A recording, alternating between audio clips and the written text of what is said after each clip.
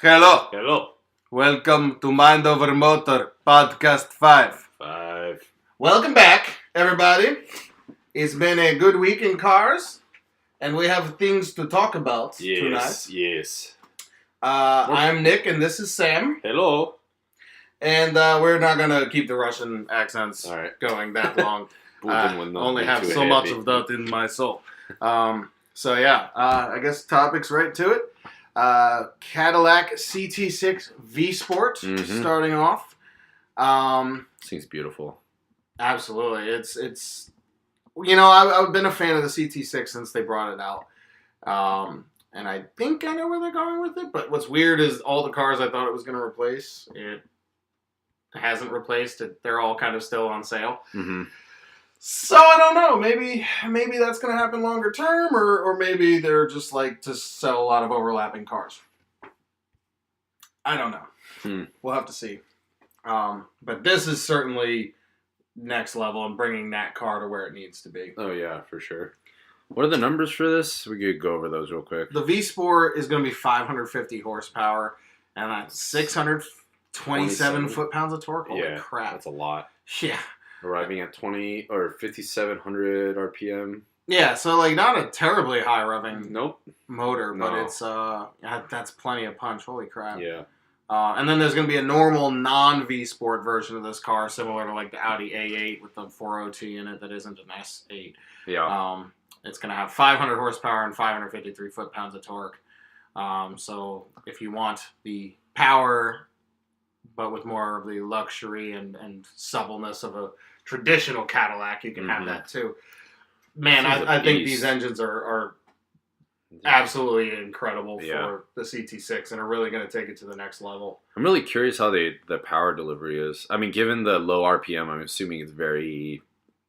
What do they say the torque is? The torque is 3,200 to 4,000. Wow. That's like normal driving mid-range. Yeah, that's like you just gun it a little bit, it steps right into that torque band. That thing's gonna be really fast. Yeah. In like a real world setting, like passing power in that car is gonna be unbelievable. What's the gearing on it? I don't know. It's probably. I mean, it's luxury. Oh yeah, it is a 10-speed. 10-speed. Yeah. So it's. But you know what that means is it's gonna have like probably 6 short gears. Yeah, and then really like tall gears for fuel consumption. I'm sure. Yeah, they're able. I mean, that offers everything. There's no trade-off. Yeah, that's pretty insane. But I love how it looks. 8-to-1 compression ratio. It looks like. Yeah, 9.8 to 1 compression. Is that high? I don't think. For a turbo motor, that is actually pretty high. Okay. Especially for a motor with 20 pounds of boost, that's actually quite. Wow. That's a lot. Yeah, no, it's insane. Pretty impressive. Remember back like when you were modding cars, 20 was like, wow, that's a lot. Yeah, well, in the Subaru scene, it's like, 20 is kind of the line, and if you step over that on a stock turbo, at least for my generation, what's the stock turbo? Was only like 10. 14 and a half. Okay. So stage 2 is typically like 18, and that's where my car is. And then if you could boost it up to 20 or even 22, but if you go past like 20, it's shortening the life of your turbo pretty significantly. Interesting.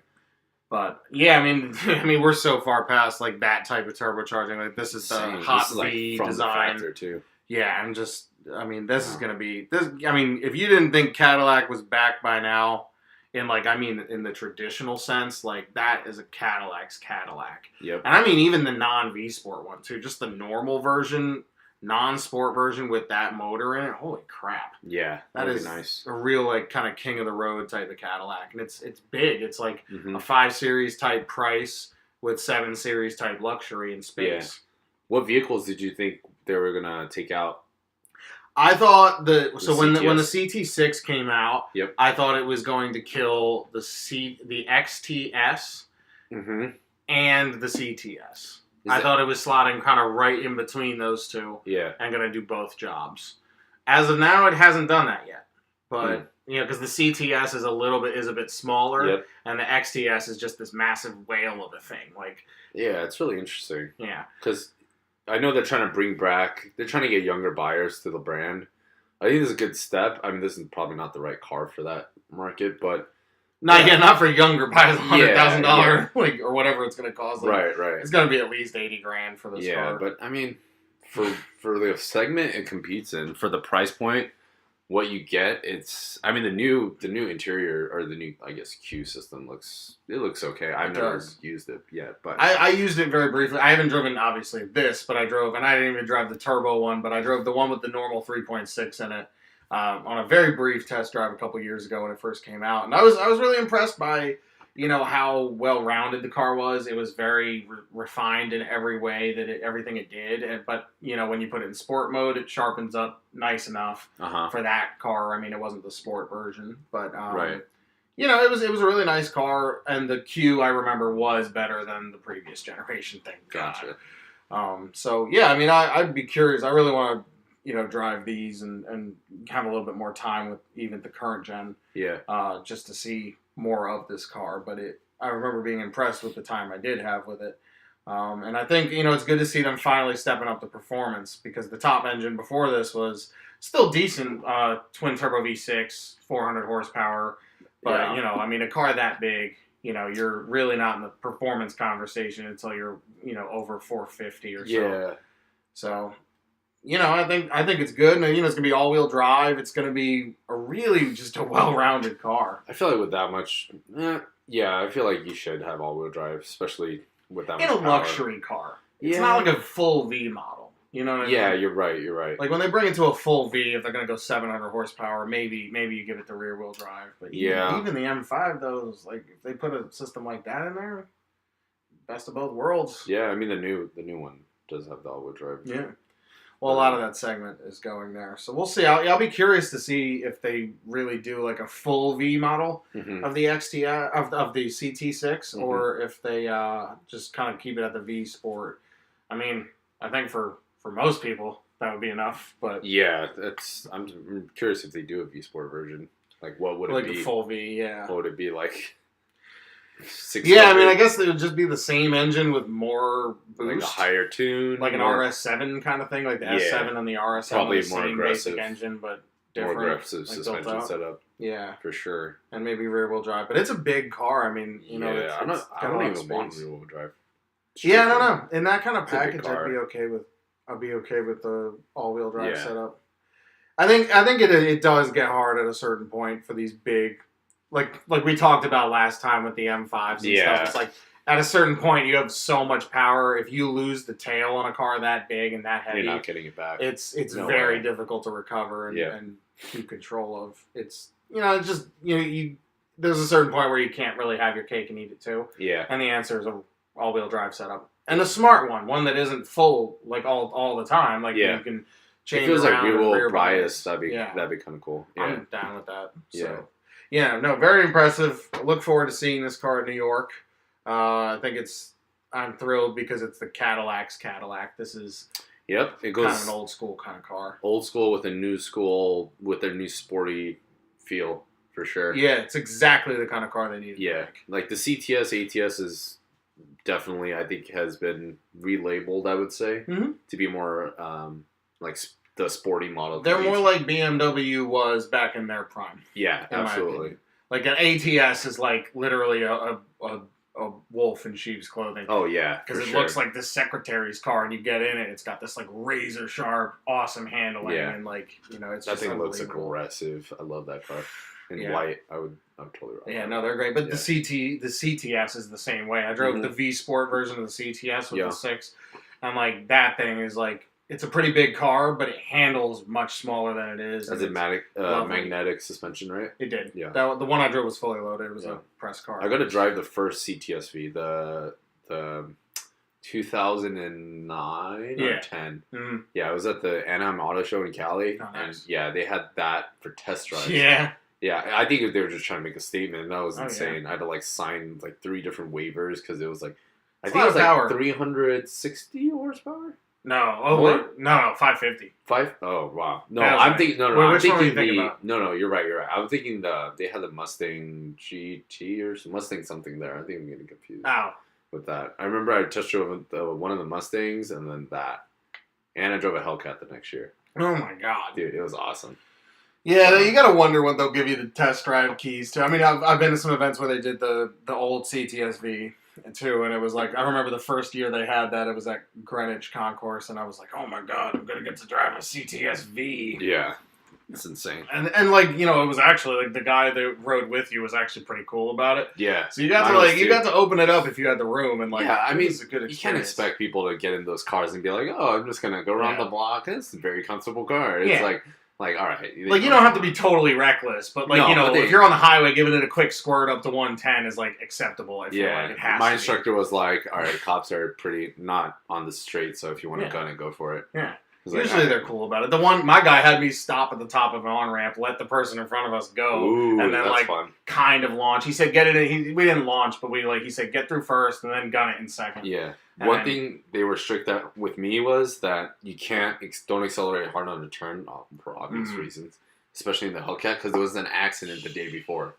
Yeah, one of the Hellcats. Yep. Oh my. Not even that's. Well, that's one of those cars that has so much power and torque that it'll just like even. I remember when I drove with the Viper, it was like the stability control kicked in once the car was already like tail happy. It's. So I assume the Hellcat's probably similar. Yeah, the guy or girl, whoever was driving, was like halfway through the turn and just I don't know what he was mad at it. He or she was had thinking. never driven anything remotely that powerful. I can't imagine he mad at it, but he probably got the tail loose and the back end like hit another car that was like waiting. He got really sideways. Oh yeah, they were not happy. They were so careful when I drove it. Like they were.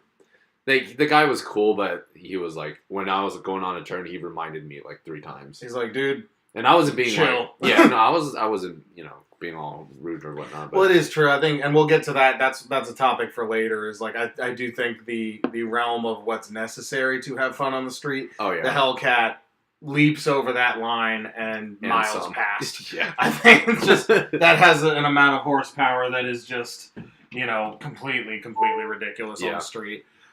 Which is okay, in the right setting and everything. But, I think, rear-wheel drive, big, heavy car again, like we talked about. Something like that'll just fry the tires. Oh, yeah, for sure. I think it's, having, something like that. It's good. You look at a car like this Cadillac and something that's more luxury-focused and stuff. It's got power, but it's also got control. And I think that, for me, is like the definition of a luxury car. It can control what it has. GT car. It should never be out of control. It should always be like, oh, this is not too much. Mm-hmm. You know what I mean? You just do it. It does it. It's confident. It's like a firm nudge. Yeah. Exactly. And like, it's fast. It's rapid. You'll be going really quick, but it will never feel like the car is like, totally like let its hair down. Yep. Like it should, stay composed. Yep.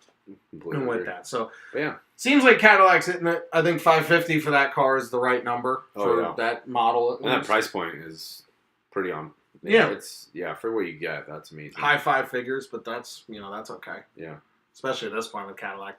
They've built their brand up to the point where I think they're good. Yeah. I think it's totally justified. Cool. Yeah. Alrighty, so let's move on to topic 2. A little different brand. Definitely a different brand. We're stepping back down into the more realistic realm now. Yeah. So we're going to talk about Sam and I have both driven on 2 different occasions, but fairly recently. Mm-hmm. These new Hyundai Elantra Sport models. Now, Sam is of Korean descent, and so he loves his cars. No, okay. Let's be real here. But I'm hopeful. That's why I love the German cars too. Yeah, the Panzers. Oh, that's just me. But yeah, no. So we've both driven 2 different versions of the Hyundai Elantra Sport models. You drove the GT, which is like a GTI. Yep. And I drove the standard Elantra Sport, which is like a GL. Yeah, right. Same engines, similar approaches, just 2 different models. Yours is a hatchback, mine's a sedan.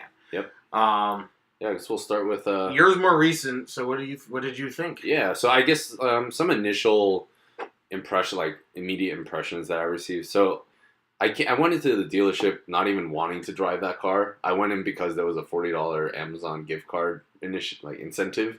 So I was like, oh, wow, test drive a car and I get $40? Oh, sure, why not? Hell yeah. Probably take like an hour. So I went in, showed me the Elantra. I was like, all right, great. Typical salesman was like, hey, it's got this. I was like, all right. I opened the car up. No, I opened the car. The outside was, I don't think the styling. What color was yours? I saw mine in white. It was white. But I saw the other colors nearby. The exterior, I don't think is anything to write home about, in my opinion. But I opened the door, and the interior was very nice. I think it's Hyundai's new generation of interiors. They have the kind of the typical standard like display that's not connected to the dashboard type of thing. But the steering wheel is really nice. It had a lot of standard features. Typical. A lot of nice red stitching and stuff. Yeah. It was like a really well dressed interior for a car that's like $20,000 for sure. And I mean literally $20,000 and change is the base price. Yep. It's you're out the door for like probably 23 with taxes and delivery and everything. Did yours have like little red chrome trim? Yeah. Okay, yeah. It was like it's basically the same flavor of trim in both, I think. I guess the biggest thing different about the interior with the Elantra and the Elantra GT again is the hatchback, is that screen. I think that's it. Yeah. Right? Pretty much everything's about the same. Mine had like the full, like, I think it was leatherette seating. It was like a really nice feeling car. Like it felt as good as like it basically felt as good as like a GLI, but for like, $8,000 less. And you get a lot of extra features. Yeah, because you don't get leather on a GTI or a GLI until you basically buying the top package, and that's like a $27,000 or $30,000 car. Yeah. Whereas this is like a $20,000 car, and it comes standard with that stuff. Yeah, and you get a for the GT Sport, whatever the highest package is for the Sport, you get the sunroof, you get the heated. I think vented as well, or at least heated. I know they were heated. I don't remember if they were and heated steering wheel too. Yeah, I remember that. I was very impressed. Very feature heavy, and I think again, as like a fun daily driver kind of car, like man, that's money well spent. Yep. Like it does make a GTI or a GLI if you really like the fit and finish and stuff, and the nicer materials. It makes those cars equivalently look pretty expensive. Yeah, for sure. And I will say, I sat in the back. I'm just curious. I had a lot more room than I did in a GTI, leg room and headroom. Just something to know. I'm 6'2", not like a small guy, but I usually feel a little bit crammed in a GTI. It's not crammed, but I can't sit extremely comfortably. But in that Hyundai, I was very, very surprised. I was actually in the Elantra sedan too. I put it in my driving position. I'm 5'11", so I'm not as tall as you, but I'm big, kind of. I'm a hefty fella. So I put it in my driving position. I got in the back seat, and that's always my benchmark. Is if I could drive the car and be comfortable in the back at the same time, then it's good. And I was impressed with the amount of room, because what's weird about the Elantra sedan is it's actually kind of a bubble design. It's packaged very interestingly. Yeah. So it's got a lot of nice space. It's an interesting fact. Unless they changed it relatively recently, when I was in Korea about 2.5 years ago, so the generation right before this new facelift design, all the cars in Korea, the back seats are lower, so you have more headroom. Oh, that's cool. The reason for that is the regulations for safety are lower, so it's the less safer car. So the frame of their unibody, or whatever the frame is thinner, smaller, so the seats are set lower. I noticed this because when I get in the cars in Korea, I don't scrape my head in the Elantra, but the new one, I still like kind of. All the cars here have like stadium seating and stuff. I've noticed. It's kind of crazy. But that's something, I don't know, there's a little fun fact there. Yeah. Something I noticed for sure. I was like, wow, I'm hitting my head on this when I go to Korea. I'm like super comfortable. Well, you hit your head on the American version? Yeah. Really? Mm-hmm. Huh. Not the GT. The hatches, I mean, if I have a problem with a hatch, I'm way too tall. But for the Elantra, I can't sit in the back. Even my car, the Jetta, I can't sit in the back comfortably. My head touches. Don't even try the CC, dude. Yeah. It's pretty swooping roof line and all that. But the engine, I will say this.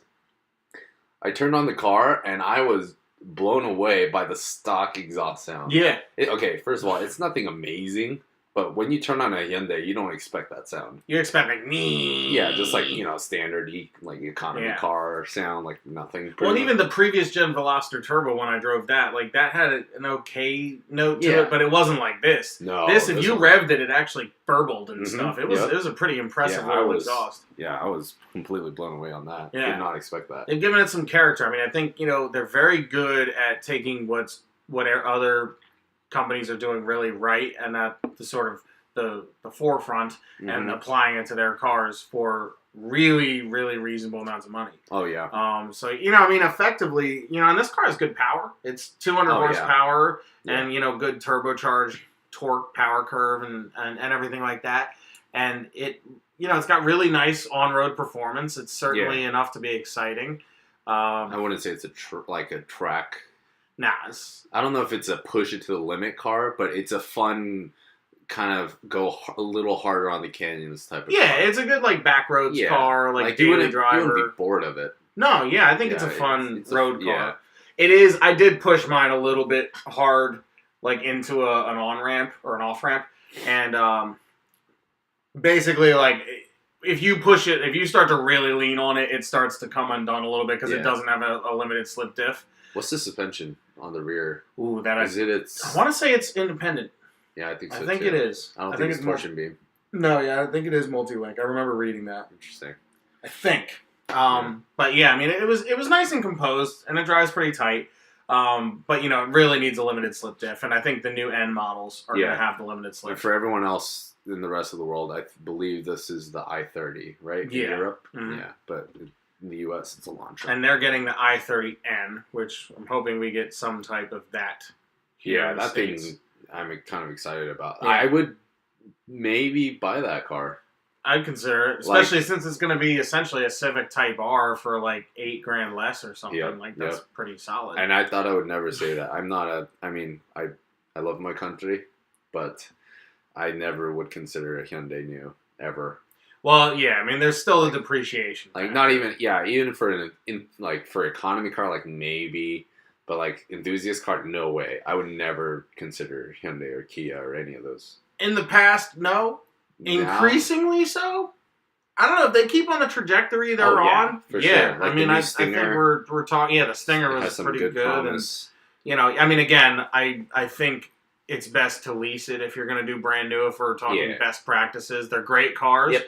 But man, the depreciation is going to be real on all of these things. It doesn't matter what price point you're talking about. We saw the Veloster today, just messing around. How much did we see for dude, they're under $10,000. Yeah, in some cases, and with those have some miles, but not as much miles as you'd think. Yeah, 70. If you spend a little over 10, you can probably get one pretty low miles. Yeah, with probably 40 or so. Yeah, 40, 50. Yeah, I mean they haven't held their values. It's a nice little car. I think the manual Veloster Turbo is quite fun. Yeah, but the interiors have changed a lot. Yeah, I went into the Veloster just to look, and then I went into the Elantra GT. Night and day. Yeah, totally different. Yeah, well, and the biggest improvement in my mind was the new dual clutch gearbox that we both drove, and it has paddle shifters. And I would say honestly, at least on my test drive, I felt it worked just as good as the DSG and the Volkswagens. In terms of the way it responds and the way... I mean, it wasn't perfect, but DSG sure as hell isn't either. Yep. You know what I mean? It's not the best one out there, but it certainly isn't the worst one. Yeah. And I think for a sporty daily driver, it's very, very passable. Yeah, and the pedals, I know, every car reviewer now talks about how the pedals feel. Of course. It's not the best, but it's okay. It's not bad. It doesn't feel plastic, super plasticky. Yeah. It does feel plastic. Well, the main thing is, I don't even care if it's a button. I just care that when I pull it, it shifts. Okay, that's the response is what I care about. Right, but if you're going to be nitpicky about how it feels, there's some that because on an Alpha 4C, it feels like a plasticky button too. Yeah. But it does, when you click that little button, it's right there, and it's the action of the software in the gearbox for the gearbox. That's what really makes the transmission feel right to me. Right. It's all how it's programmed. So, and this was certainly as good as the Volkswagens. So I guess that's all we could ask of it, right? If it's trying to be a bargain version of a GLI or a GTI, I think it just has to match the Volkswagens, right? Yeah. It doesn't have to necessarily beat them. Yeah. So you get a lot more room. There's really interesting cubbies. I don't know if you guys... there was in the GT the trunk. There's it's laid out extremely well. Even when you open up the I don't know floor, the cover, there's little cubbies cut out. I was like, wow, this is. They're awesome. Very smartly designed cars. All of these new Elantras are just I love the packaging of their designs. Yeah, they do a lot with a little. Yeah, I'm a big fan of that. I think honestly, it's definitely a car. I guess in the next topic, that people should consider leasing because actually. Yeah. I've seen some of these cars discounted if they're at the end of the year. There, like they were selling a Elantra Sport. You know, they were marked down to like $18,500 for a brand new one. Like, for the newest gen? For the one that I drove. Like a 17 left over in December, they were like $18,500 marked down on the lot. Like for like what was with options and stuff, like a $22,000 car. Huh. Yeah, so that's pretty good. Maybe they're, I don't know, because the Veloster, they discontinued, but apparently it's coming back. Yeah, they got the new one coming out. Yeah, I'm kind of curious about that, especially since the Elantra GT is kind of pretty nice now. Yeah. Kind of excited for that, actually. I'm like very I never excited. thought I would say like, those. Well, it's awesome, though, because, like, you get, you know, it's, because cars have been getting so much more expensive. Like, we were just looking at this Audi today, and the sticker price was $49,900. It was an A4, right? It was an A4 2-liter turbo, had some options, but, like, man, it's just like a normal A4. You go on, like, Auto Trader, you find one that's, like, a 2017, and it's, like, $32,000. That was, like, really going to spend that money? The one we saw was probably, like, the highest spec you can get before you go into this. But still, man, it's, like, there's a lot of, like, not... For what was the figure? 50? It was almost 50. It was like $49,900. Like that's a lot. But you know, like with taxes, you're gonna spend like $53,000. Yeah, that's like way too much for a not S. Yeah, like, you can easily buy like a 1-year-old S4 for that much money. Yeah, that's not smart. But I mean, you know, I would hope again. I feel like a lot of people are leasing those cars, and like you know, but like the prices have inflated so much that it's really refreshing on the Hyundai front.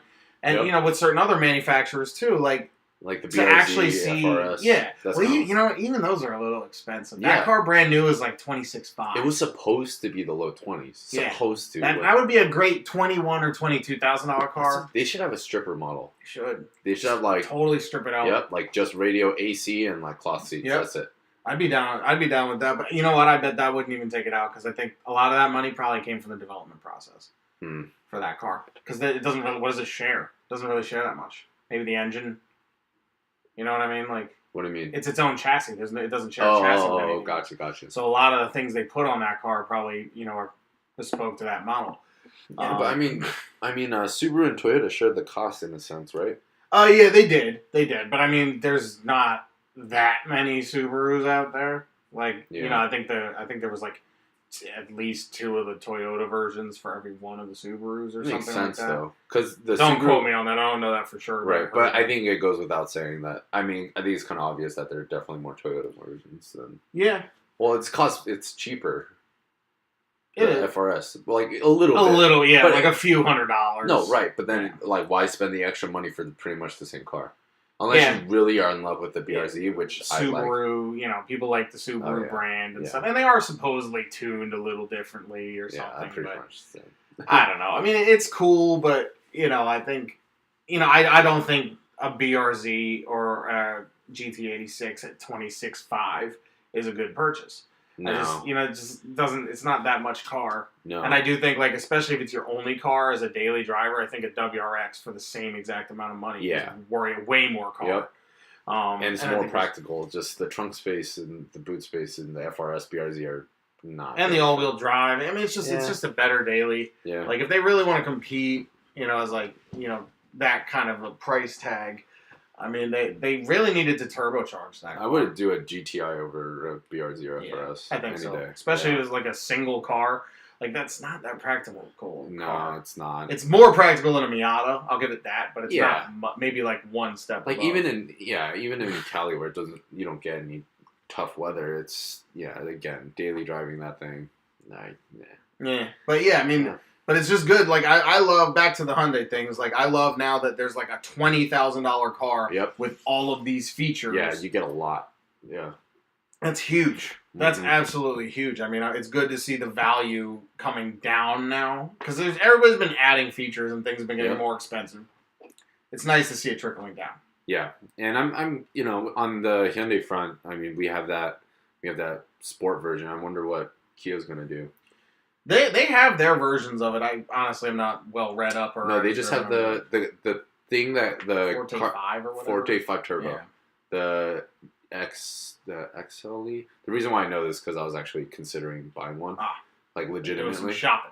I was. No, before I bought my daily the Jetta, I legitimately saw a Forte 5 Turbo with 40,000 miles for $14,000. Oh wow! Yeah, and it was like higher, like it was like whatever the highest trim is, it had that. So it had like the luxury stuff. That's the only thing is like knowing the used market.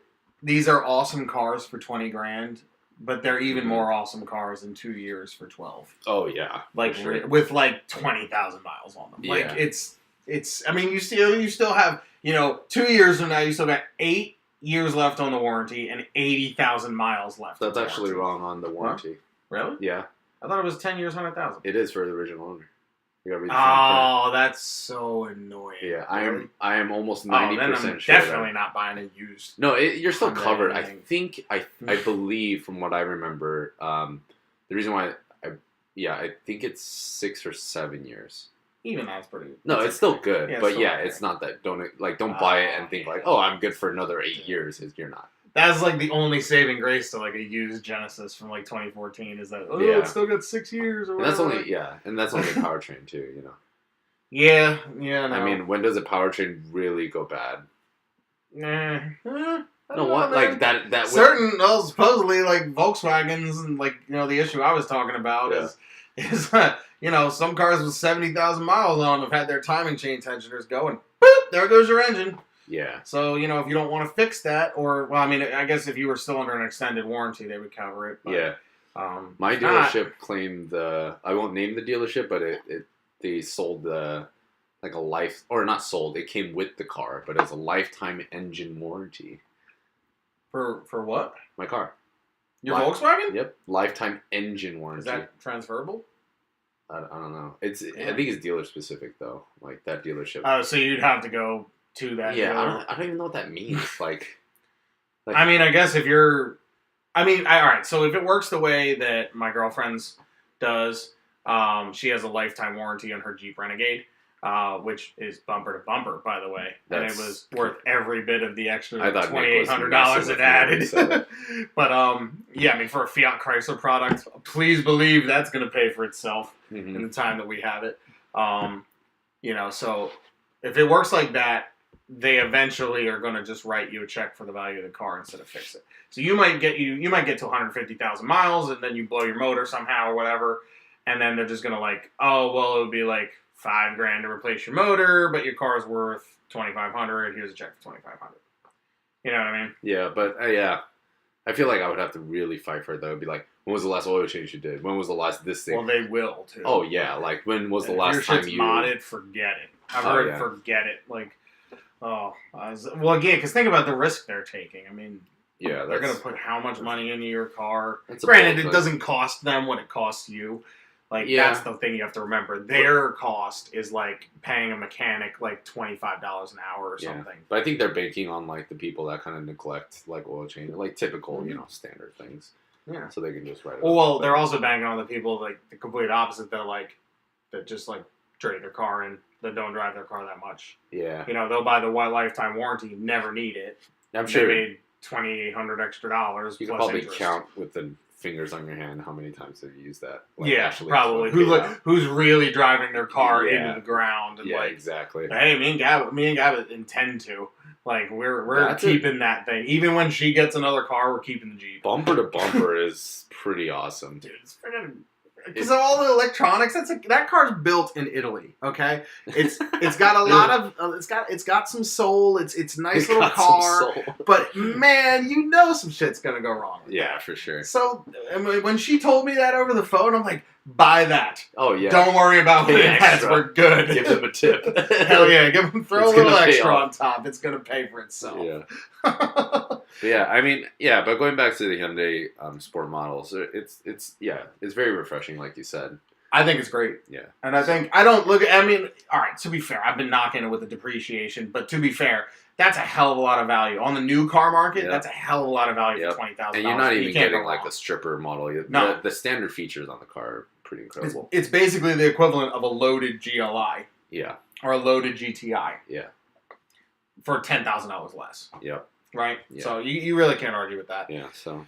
Good value. Just, put a lot down. I would actually. Or lease it. Yeah, I would. Yeah, if you're listening to this and you're like, all right, like I would never consider a Hyundai, go drive one. Go drive one. Like, seriously. Legitimately, I am not a Hyundai or Kia fanboy.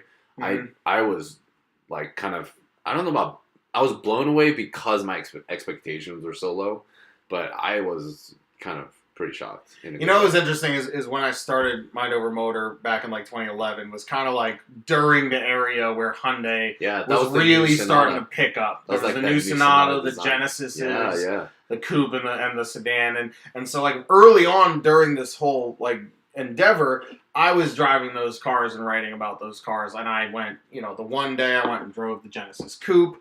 The other day I went and drove both 3.6 and 4.6 liter Genesis sedans back to back, just to see what the difference was like. And I mean, like, I've felt, like, through driving all the cars when they come out, I felt their increase in quality. Yeah. Like, it's just exponential. Yeah. It's pretty amazing what they're doing. So, if they keep this up, they're really going to be knocking it out of the park. It's insane. Yeah, like 10 years ago. When their build quality really catches up to where their ambitions are, man, that is going to be... They're going to be a serious contender. And, because right now it's like still like there's a little bit of the long-term quality issue. Yeah. So you got to deal with that. But once, if they can get rid of that, I don't think they're ever going to be a Lexus necessarily, but maybe. Eventually. If they get to that level of build quality with this type of, like, features, ambition, and, like,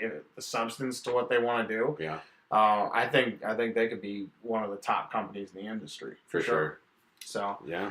All right, so that kind of brings us into the next topic, and this has just been on the conversation as of late because I am very much considering a new daily driver. Found out some things about my CC, my Volkswagen.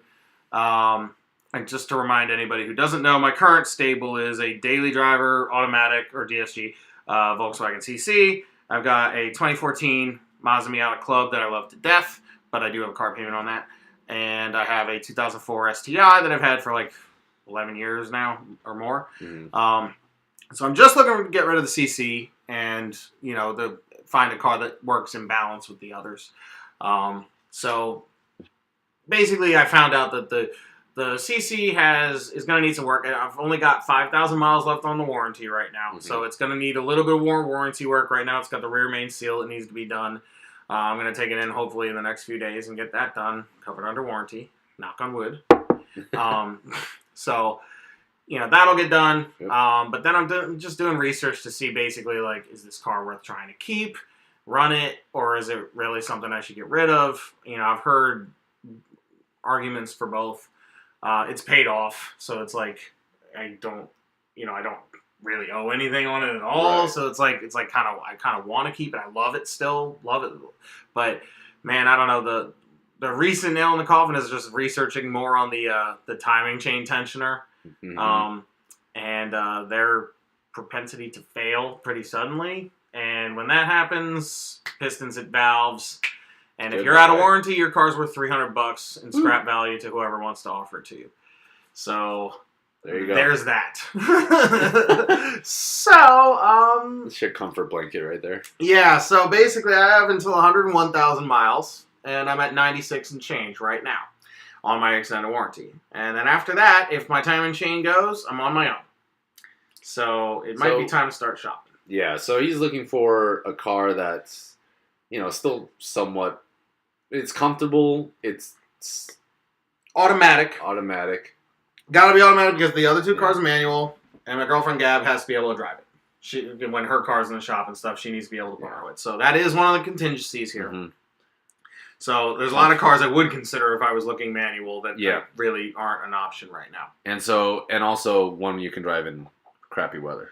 Yeah, I mean, I'll be honest, like, I mean, the Subaru could probably do it. The Subaru can do it, but, like, some days it's not the snow. Like, when it's a blizzard, it's clear cut. I'm taking the rally car with the snow tires on it. Fine. Yeah. But, like, when it's just, like, cold, wet, and just raining and shit, like, I don't really want to shift. I'm not driving for pleasure at that time. I just got to get to work. I want to relax, drink my coffee, listen to the radio, and that's it. Mm-hmm. Like, you know, I just want to chill. Nick's an old man. Just kidding. At certain times I am, man. And like, sometimes it's nice to just get in the car, start it up, and just kind of cruise to wherever you're going and not worry too much about driving. As much of an enthusiast as I am, there are many days like that where I wake up and it's just like, you don't really want to be out there. No, I think enthusiasts all have that car. Mm-hmm. Like, most enthusiasts do actually have a car like that. You got it. Automatic, comfortable, and I guess a little bit of power, so if you want to...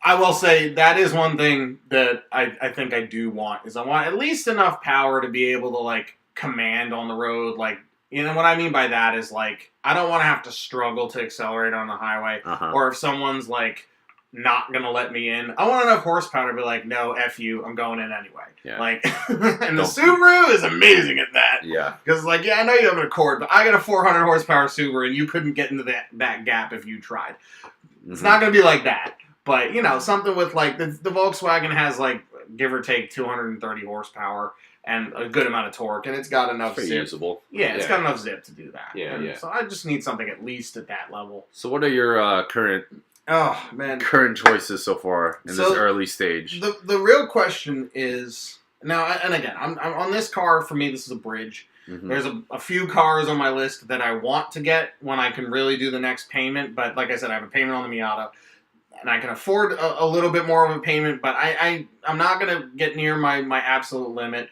I'm going to cap. This payment has to be under $200 a month.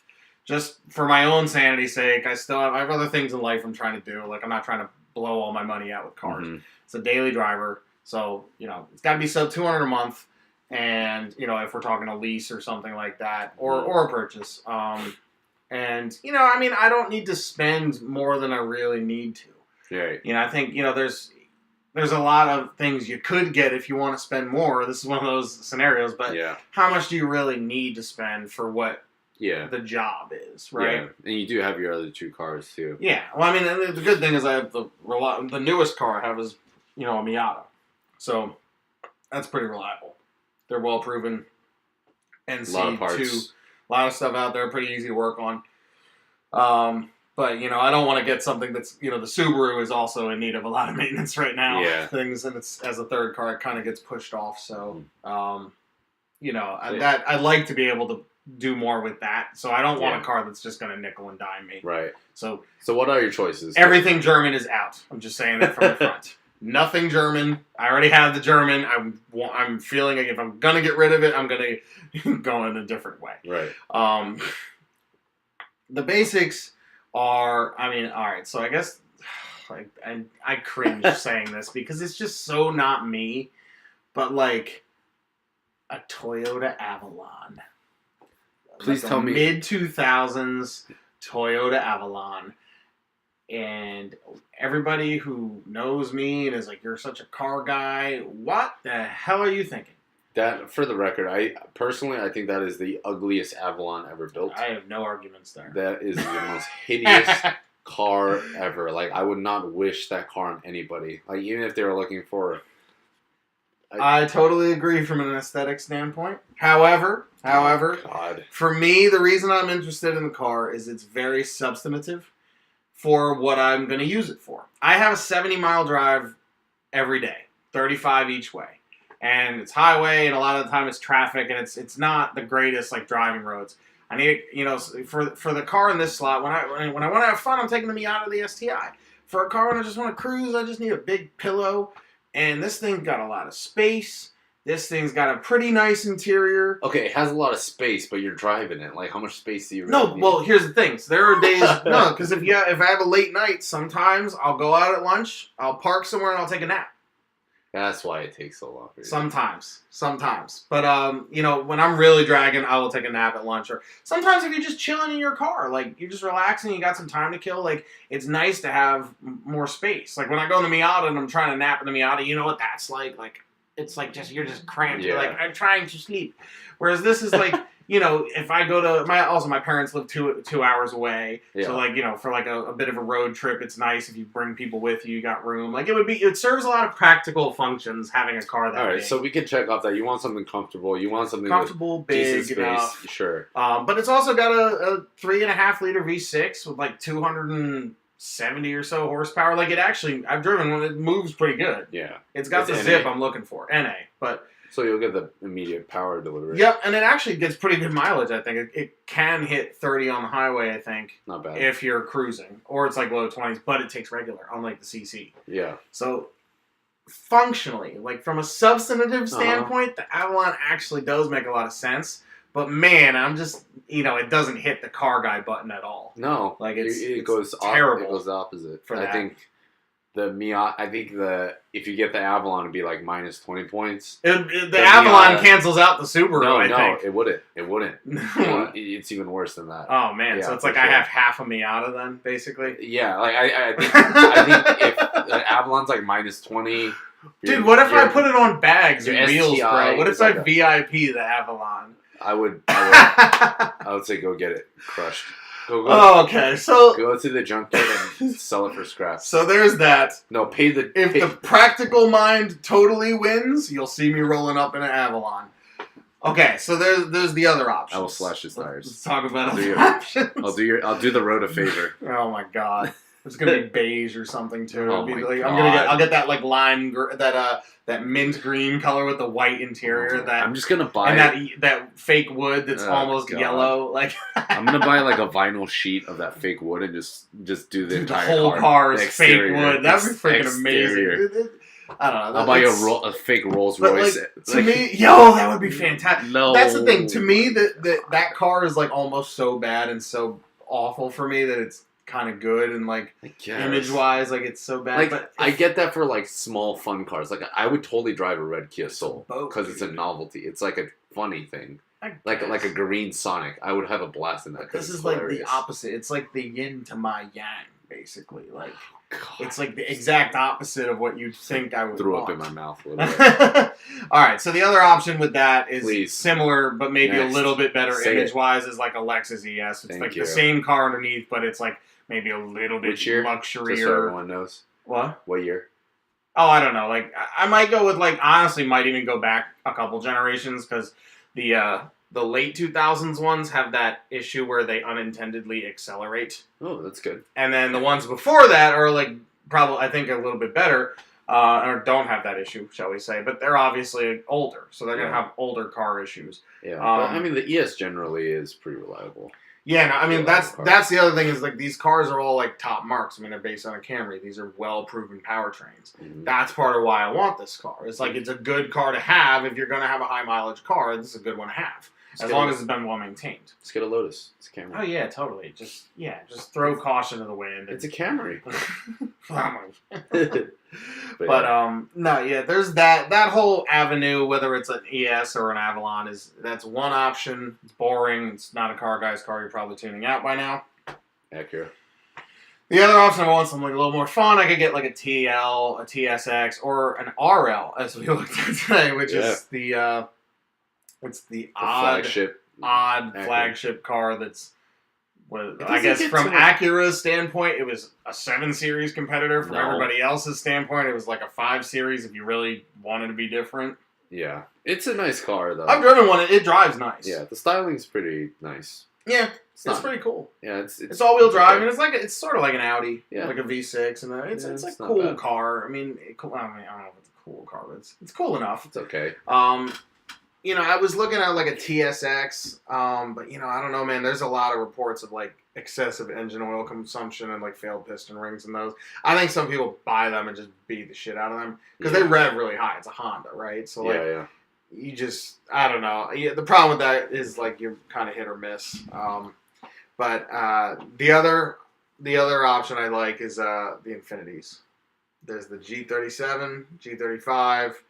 M35, M37. Are those okay? Like in terms of... They are pretty good, actually. I mean, I think you gotta, again, it's finding one that hasn't had the shit kicked out of it.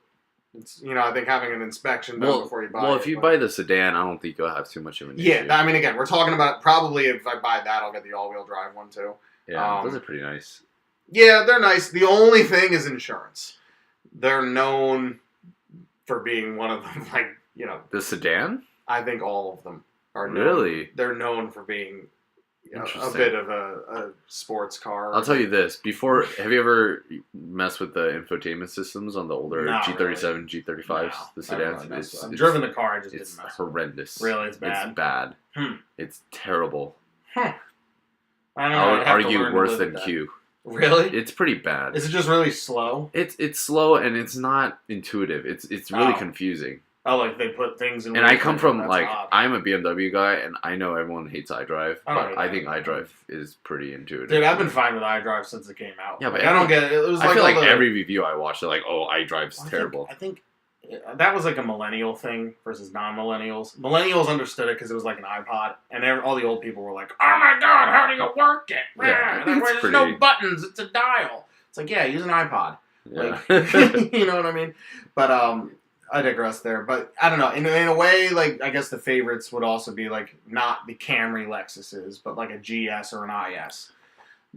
Those like do hold their value, and man, they're built pretty damn solid. You look at, there's not that many problems if you get one that's been well taken care of, that's and true. They hold their value. I will not argue that your choices are very thought out, but I will, to the death, I will say no Avalon.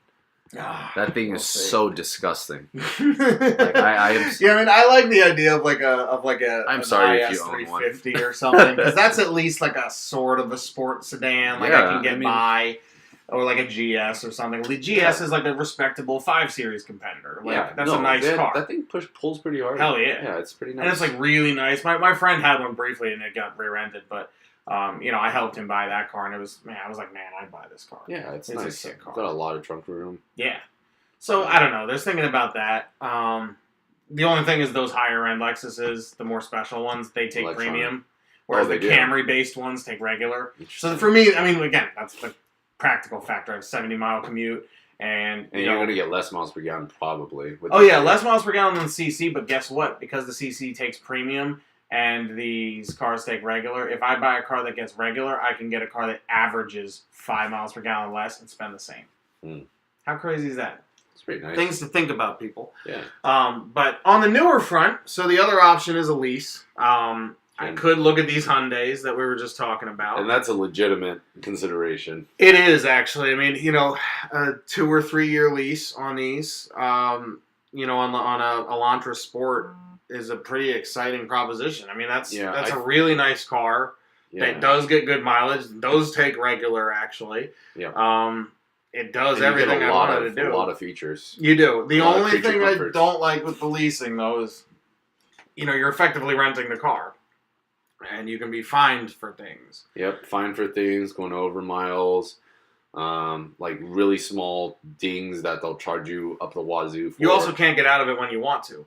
Whereas, like, if I bought a car and then, all of a sudden I'm ready to make the move to the Giulia or whatever I decide to get, like, if that's a year and a half from now, then... But I feel like, okay, given... I still got a year and a half left with this Hyundai. Yeah, but given your situation, it has a lot of great life events that are going to happen in the near future. Yeah. So, if that was the case... I think you would know right now. Like, in a year and a half, I will probably buy, like, the chances are high. But I think the fact that you're even considering, like, oh, like, if this was to happen, I don't think it's going to happen. Because if you didn't have anything really going on... That's kind of true. Right? Like, if you didn't have anything going on, like, I will like, 80% of it, I think I will do it in a year and a half. But I feel like with you, there's a lot of financially heavy things that will happen. So I think if you really thought you were going to get, like, just say a Giulia... I am probably good for, realistically, I would say 2 years. Least. I think 2 years is the right. Yeah. Well, the other thing is you also, yes, all of that is definitely a major factor for me, but also, like, with, my interest in the Giulia especially is, very real, but that is not a car you want to buy too soon, because you are still going to lose. If you buy that car at $30,000, you're still going to lose your shirt on it. Like, that to me is like a low $20,000 car. You got to make sure all the kinks are out. Yeah. One of my buddies he bought it new, he lost a lot of money already. Oh my god! I mean, when he first got it, I was like, "Damn, I think it looks nice." It's a sick car. Yeah, but 45 grand. He's been in the shop, I think 6 times since, and 2 of them were pretty long term. I don't know exactly what the problems were, but 2 of his visits were his car was in the shop for over a week. Man, so it definitely wasn't like an easy this is all of these Fiat Chrysler products, including Gab's Renegade. She's on her second one. It's a 16. She had a 15. It had a ton of little software problems. It was in the dealership all the time. It's very similar to that. Sometimes for a couple days, and it seems to me like the Fiat Chrysler products. They kind of get the kinks out in the real world. They don't release it and then see what happens. Yeah, they kind of they're rushing the development process in a way to get new products out. And, they're kind of letting people figure out what's wrong with the cars. Yeah. So I think it does. Now, granted, knock on wood, the Renegade so far has been great. We've driven it a lot. She's put 20,000 miles on it this year. In 1 year. Does a lot of driving. But, knock on wood, we've been fine. It hasn't had these same problems. So it seems like when Fiat Chrysler fixes these things, they do stay fixed. But, we'll see. We'll see. We'll see. We'll see. But that definitely affects the resale values of these cars. And, I'm okay with that because I want to get me a cheap Giulia. But, I just got to kind of wait for the right time. Yeah. And I think, as it turns out, the timing is probably pretty similar. I figured 2 years. Yeah. So you would consider the Hyundai? I would consider the Hyundai, and I would... Okay, out of 10 being I'll do it tomorrow, what is your... Right now? If I wouldn't owe any money on top of my trade-in... Sure. And the payments were within my budget... Uh-huh. And the mileage was realistic. Sure. They gave you 12,000 miles a year, probably. Yeah, I mean... If I got all of those things, it would be kind of hard to walk away from it. Well, the only X factor is insurance.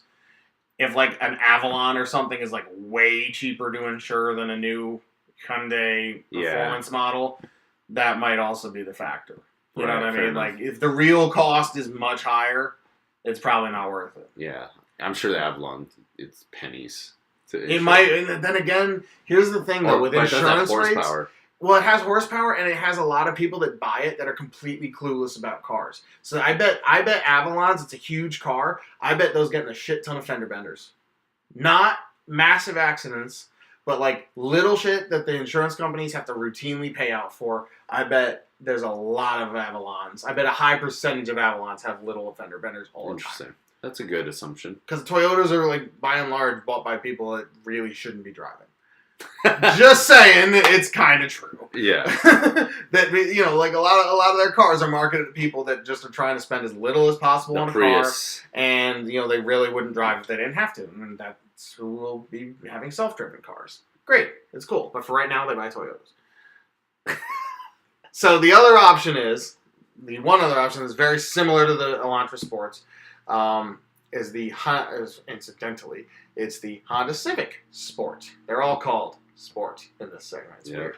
That car, I was blown away by that car. So essentially, this is I drove it a couple months ago. Uh-huh. And it's the same deal. I would lease it, and it would have to all work out for it to be viable. But this car, the Sport only comes as a hatch. Oh, I didn't know that. So then the SI comes as the sedan or the coupe.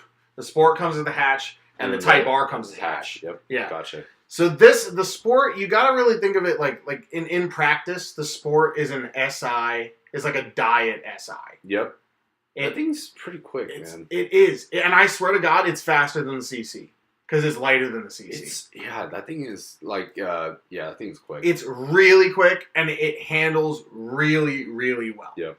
And the interior is borderline hot hatch. It's solid. I wouldn't get the full leather one. I would get the base one. No, even the base one, everything feels firm. In the there's no rattling, there's no loose pieces. Everything feels good. Honda knows how to build them. Yeah, and they really know how to make a car handle. Yeah, and that new turbo engine is underrated and quite capable. It's quick. And with the CVT, I'll tell you, a lot of people hate CVTs. But man, in a car like that, where it's again, this is kind of an economy car, but it's also kind of a hot hatch. But when you add a turbo to that situation, when you get aggressive with the CVT, it just keeps you in boost with no interruption. That car is really fast. It's just tuned because of the CVT. Interesting. Yeah. It's a genuinely fast car. Yeah, I mean, CVTs are conceptually good. Like, they're great for power delivery. I don't mind them in a car like that. What I don't really love them... I mean, I didn't hate it from behind the wheel in the WRX, but what I don't like is how it neuters the tuning capability of the car. It doesn't really belong in in a car that people are going to really mod. But for like a fast little daily driver, ooh yeah, that's okay. Yeah, I think it works great in that sense because it's basically a hot hatch that can reach into the high 30s MPG wise. So yeah, I guess, and then this goes back into the argument of the insurance thing, though. Yeah, but I don't think that. I would argue they're not marketing as high as it really is. Do you think it's because they have the SI and Type R? Yep. It's like, all right, it's not an SI. It's I mean, because if you look at the models, there's the base Civic, and then there's the Sport. It's the second lowest Civic model you can buy in the hatch. So, and then there's like the Sport Touring, which is the highest. Which is like just the... That's like $25,000 for a friggin' car, though. But yeah, I'm not looking at that one. I would just look at the base one, but it's basically... I think it's like a base price of like 20 and change, or like really low. The mileage is amazing, I'm sure. Really good. Yeah. So that... I was blown away when I drove that, and I drove that on like one of my favorite roads over here in Pennsylvania, and I was just blown away. It's effectively a hot hatch, Yeah. In a thin disguise, and I love the way those look. Black on black, it's awesome. I like that nano gray color. I do too. I really like that. The one I drove was just silver with the black accents and stuff. But I would really love a black. They did a great job in general. The whole new Civic is unbelievably good. Like, it looks great. The interior feels great. Everything is solid. It's like a real car now. Yeah, for the money, it's really hard to beat. Yeah. Yeah. And I mean, that really would give the Hyundais a run for their money. I think the Hyundais have a little bit more street cred because they're marketed more as like the sport models. I don't mean like the brand Sport, but like actually like you look at that and you're like, damn, that looks like a performance model. Whereas the Civic, like, it has the center exhaust, but that's like, actually, it just looks good. The GT didn't look that aggressive. Well, what I noticed with the Elantra GT, I don't know about Valence. Yeah, the Valence and the GT and the GLI style tailpipe is what I first noticed. Yeah, and I was like, what's that? The Elantra GT was not that. It looked pretty basic. There was no front splitter. The front of that car doesn't look. It looks like pretty special. Lame. To be The front, the back looks good. Yeah, it's got the twin pipes and stuff. Yeah, but those are cars I would consider. Anyone in that situation, like if you have other fun cars and you're just looking for something kind of cheap to get you around every day, or even if you don't have fun cars, I would say, and you want to invest in a car you kind of really want, but you don't have the funds right now, and you don't want to invest in you don't want to live in or stick with a Honda Civic Sport or stick with a Elantra GT Sport. I think these cars are great options, like in the used market, something comfortable like that. The leases and stuff. Right, and then maybe in 2 to 3 years, you'll have enough to get that car. Yep. Yeah, exactly. I'm basically biding my time for a couple. Pretty much, yeah. But you don't want to just. But you want something somewhat fun, not. Oh yeah, I want something. I mean, I'm a connoisseur, of course. Yeah, of course. So I want something that I will enjoy, and even if that enjoyment is just chilling in the Avalon, it just needs to be good. Like an 80-year-old man. I'm gonna get those old people sunglasses. I'm pretty sure. You never know. We'll see what happens. Oh, the other car, I'm not going to go too far into this, that I would consider is the current gen Honda Fit. I would think about one of those. Drove Honda one, Fit loved Sport. It. It's really cool. Cool. For everyone else in the world, that's the Jazz. Yeah, the Honda Jazz. I'm glad they call it the Fit. And it fits 10 cup holders. It works. Yeah, the practicality sold me on that, and then it's pretty fun to drive. And, and again, it's quicker than you'd think because of the CVT. Quick question. What? Fiesta ST or Honda Fit Sport? Fiesta ST. All day. Right. No, the Fiesta ST, and again, okay, so like I'm neutered in a fun way in this budget because I have to buy an automatic. If I had to if I could buy a manual, I'd be considering completely different options. I would consider a Honda Civic Sport, but I would consider the manual one, or an SI, or the Fiesta ST. And the Fiesta ST is one of the most complete cars you can, like performance cars you can buy in this segment. It's like it really needs nothing. The way it handles, the way it's just the whole experience of the car, it needs absolutely nothing. It's an awesome hot hatch out of the box. Like I've had two of my best friends. They each had one. Don't have them anymore for various reasons, but they had them for a while. And man, we just had so much fun with those cars. I've had some real good drives in Fiesta STs. Yeah. And I'll be honest, it's more fun than the Focus ST because it's 500 pounds lighter. And there's even an argument. Like my one buddy went and drove his Fiesta ST to the dealer, drove a Focus RS, and then drove his Fiesta ST home. And he said, honestly, it's a wash. Because the Focus RS is definitely more serious, definitely much faster. Yeah. But it's not as playful because it's way heavier. So it's like you're going quicker, but you're going a lot quicker to have the same kind of fun you have in the Fiesta. So it's like a Miata pretty much. It's very much like, it's like a hot hatch version of like a Miata philosophy, I would say. But it's still very serious. It's not as like happy-go-lucky as Miata. Yeah. I would say, like, you get in that car, there's no question this is a high-performance car. Like, it's very tight and everything's like, woo, ready to go. Like, it's a hot hatch. It's proper. So that would be my pick if I could buy a manual. That or, like, an Abarth is a cool one, but, again, you have the Italian. You have the Italian highs and the Italian lows. Like, my buddy who sold his Fiesta ST actually did buy an Abarth, and he's currently loving it. So, hey, there's something to be said there. Yeah.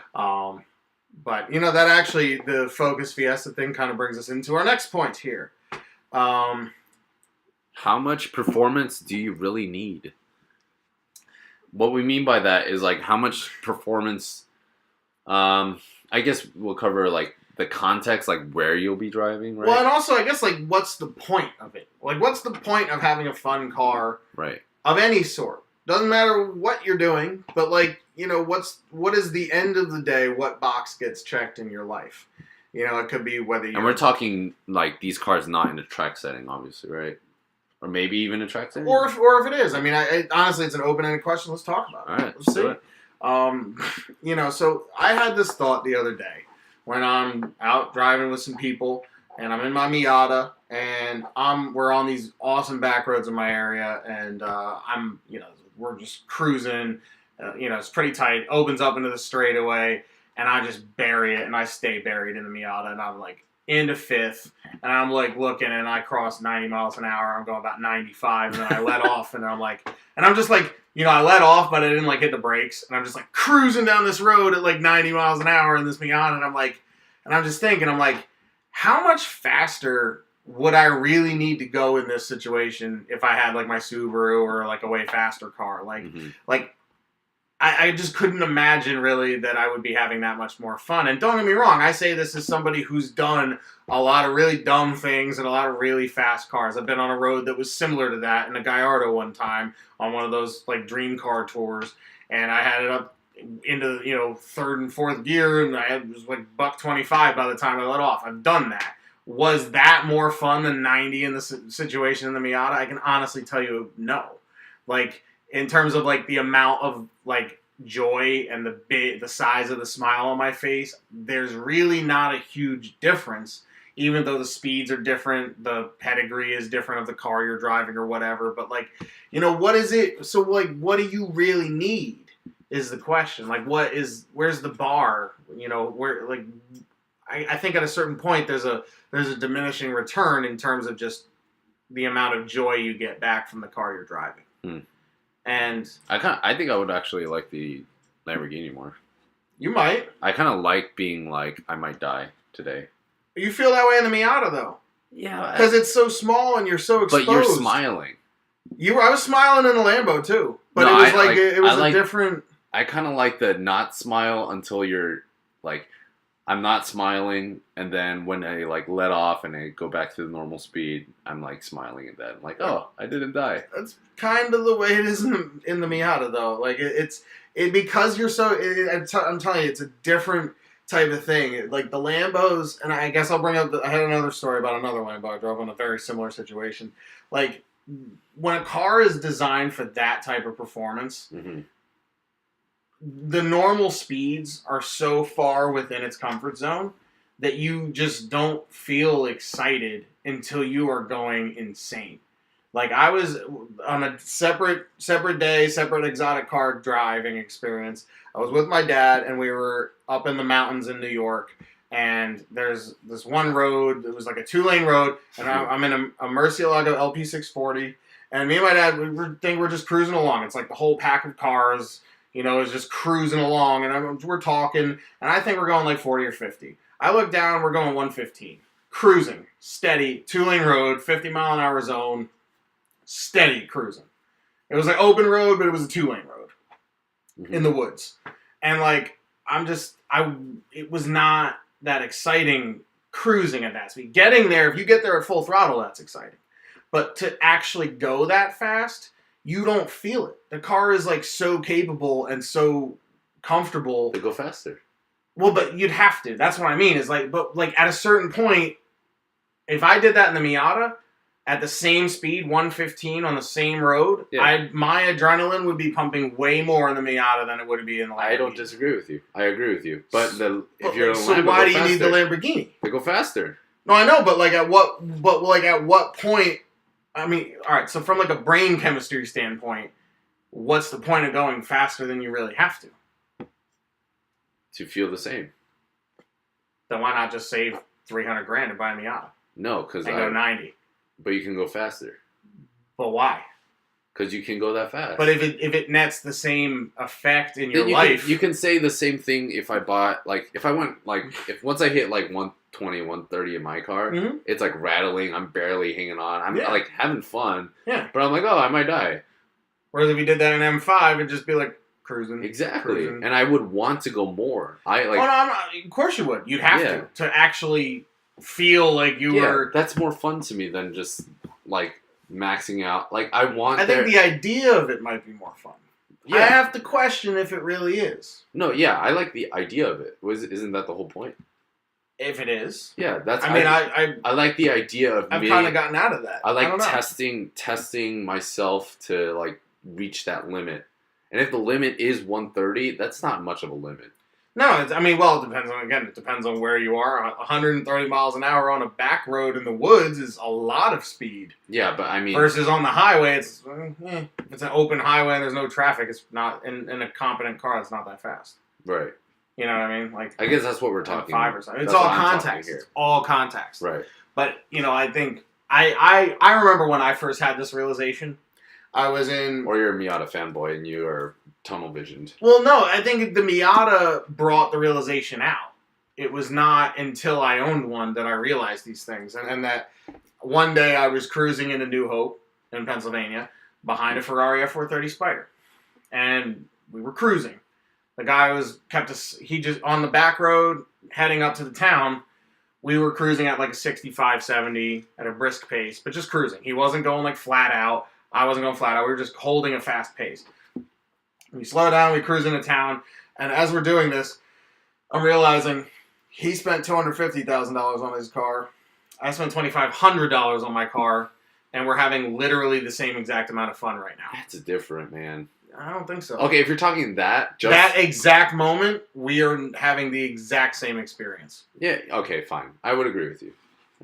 Like, but you get a lot... But that begs the question, like, how much do you need to really fulfill what you want? No, right. But I think in that moment, I would agree with you. I completely agree.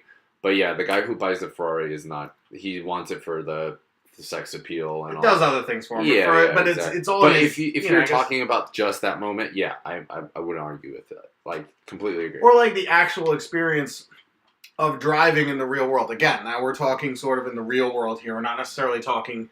on a track. Obviously, on a racetrack, I think, obviously Ferrari's in a totally different league. But, in the real world, the real pace you go on these back roads and stuff, around here at least, I'll be honest, like, I realize again with the Miatas, it's like, when I got my first NA, is a 1.6 liter, it's not very fast, and I realized I was cruising on the back roads, my average pace was about the same as my STI.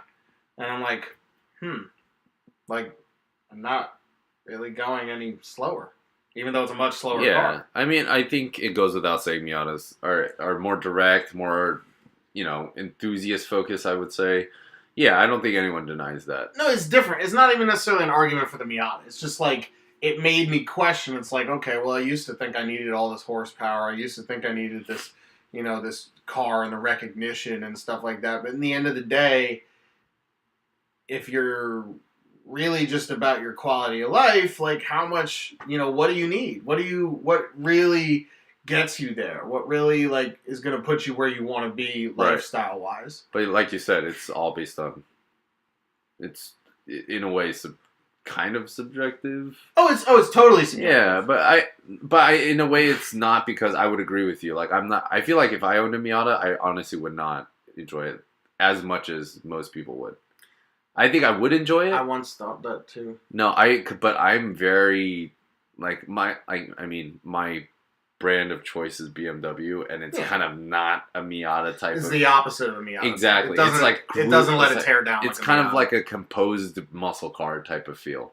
Actually, no, that's very serious. It's much more serious. Yeah, it's not. I think that's one of the areas where I don't vibe with BMWs. Exactly. Is that when I drove that Z4M with our coworker that one day. Yeah. And I got out of it and I got back in the Miata and I was like, oh, this thing's gonna feel just subpar after that. And the truth is, I had way more fun on my way home than I did driving the Beamer. Because the Beamer just never it was fast. It was interesting. It's a beautiful car, but it didn't ever let its hair down. It wasn't ever fun. It was serious. It was capable. I love that. But I don't. To me, I love it. For me, a car's got to be able to let its hair down. And I don't like things that just stay too serious. Everything's always business all the time. It's just not me. It's just the I'm too Bluetooth wacky. Headset. Yeah, I'm too wacky about that crap. Yeah. But, to each their own. Of course, it's everybody's different, but just my personality is different with that. But let's talk about some obvious ones I think we could both agree on that are all right, how much power do you really need? For me, especially, Hellcat. Yes. And obviously, I think Demon's, it's over. Demon, that's kind of... I'm not really a Demon fan. No, okay, but, the Hellcat. Hellcat. Really? It's so far over the top. Now, granted, I will say I've driven buy one. I've driven the 392. I want one. I would buy one in the right scenario. I would buy one. I've driven the SRT 392, and that car doesn't have enough power. At 475 or whatever it's at, 485, that car, being as heavy and big as it is, needs more power. What would you say is a good power band? Did it need 700? Or, 700 is an underrated figure, too. I think it's closer to, that. And it's 690 or so on the wheels. You can tune that thing and get a lot more real quick. Not that it would need it, but, No, yeah. Yeah, I think, I don't know. Don't get me wrong. I think 700 works in the Hellcat because it is so heavy. Yeah. But I do think it's, it's more than they needed to do, but I'm glad they did it. It's a muscle car. I think it works for that. Such an FCA move. And I love it in the Jeep. The Jeep is the best because that car weighs 5,300 pounds. The Trackhawk? Yeah. But that needs... 5,000-pound car needs 700 horsepower to be fast. It does. Right. I mean, don't get me wrong. The other one's quick, but to be really scarily fast, that needs 700. What's that Range Rover that's pretty quick? The supercharged V8? Yeah, the Range Rover supercharged SVR. That thing's pretty quick. Even that's only 550 though. Oh, really? Only quote unquote. It's still very quick, but it's not I've seen one of those. Nothing's on the level of the Jeep. Yeah. I think I saw a video not too long ago that Trackhawk doing a 4-wheel burnout. It's so crazy. Oh my gosh! It's an amazing truck. But again, in the context, now that brings us to kind of the point here with how much performance do you need? I think it's very much relative to the amount of weight. Power to weight ratio to me is a good way for straight line performance is a good measure of there is kind of a bar I think that you could be anything that has to haul this much weight with this much horsepower or less is going to be fun. Sure. But I think that for me I draw that line lower than many people would. I say 15 wheel horsepower. So that's not engine. That's after the power goes through the engine, through the transmission, through the drivetrain, so you're looking at to the wheels. 20 horsepower. Yeah, you're talking like you're talking like a 10 to 20% drop from the engine power to the wheels. The amount of power the car makes at the wheels. I think 15 pounds of curb weight to 1 wheel horsepower is the line. And that is the level of like a GTI or a WRX.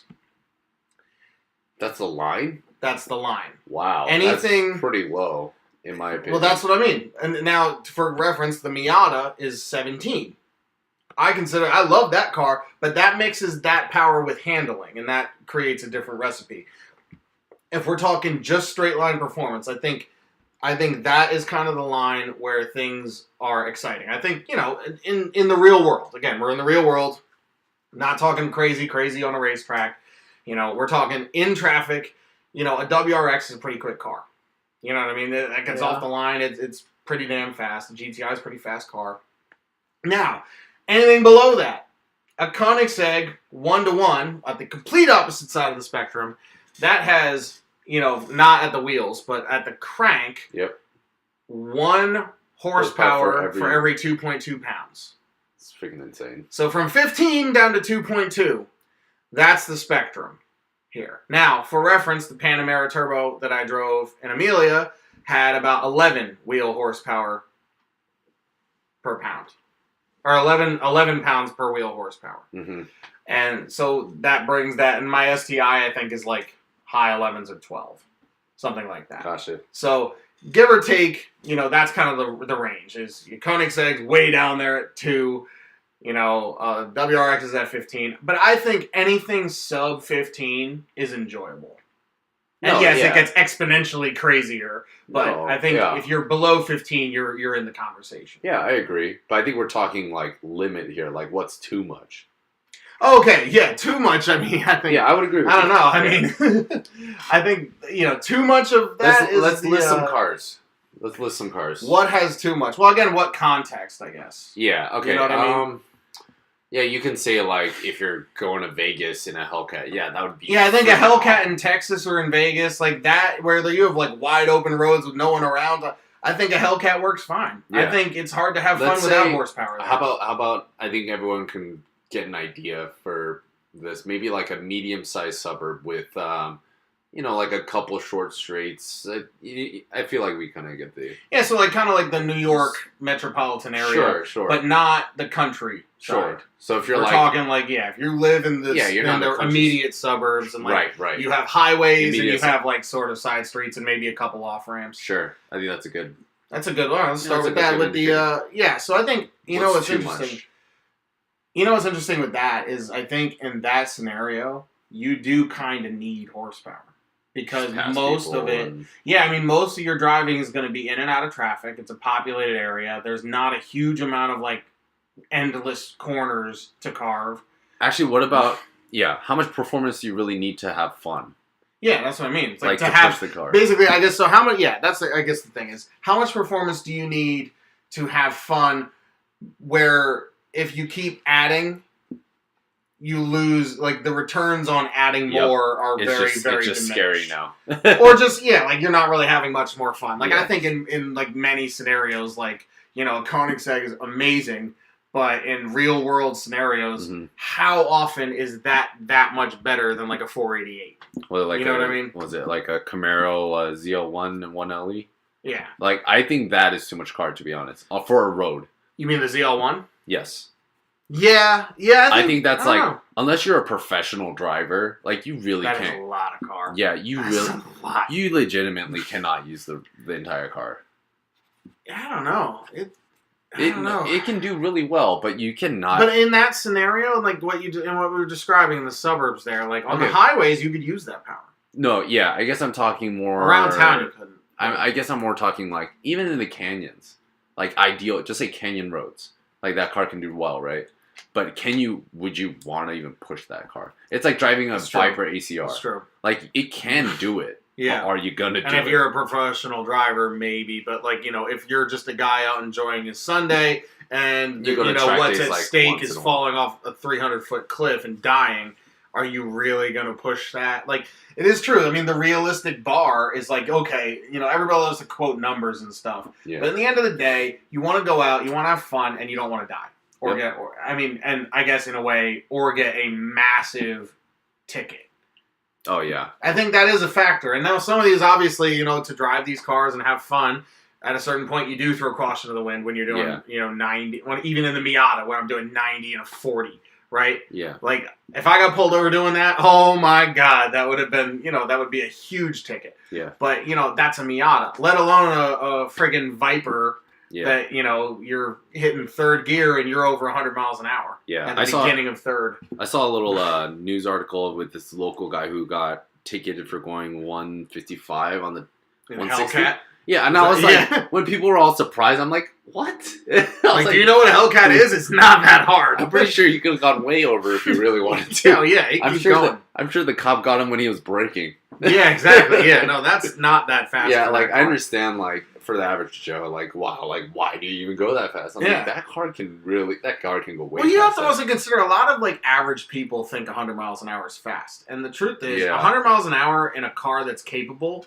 And I don't mean like a Lamborghini. I mean like an S4. I mean like a GTI. Like, you're comfortable. It's not that fast. Yeah. And they get there really easily. Yeah, and in all the modern cars, like, they feel pretty planted. Yeah, eat shit. Even like a Maxima or a new Camry V6. Like, 100 miles an hour is nothing. Yeah. 300 horsepower? That's nothing. Yeah.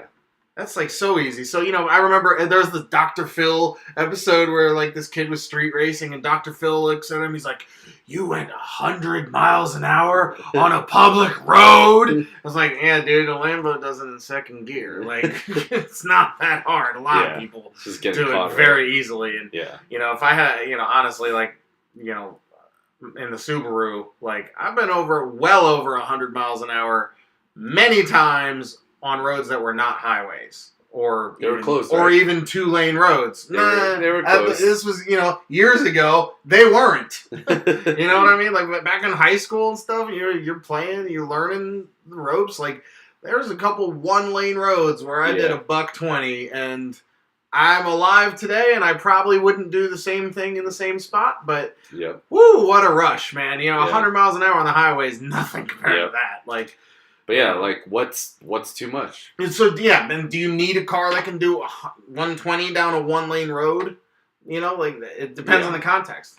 But I think we can generally say, in no matter what context, like a Viper ACR, like, all right, like, that's...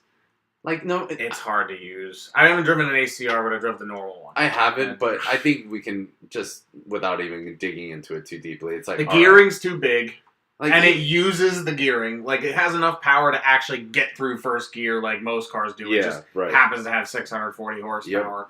And you are going so fast, so quickly.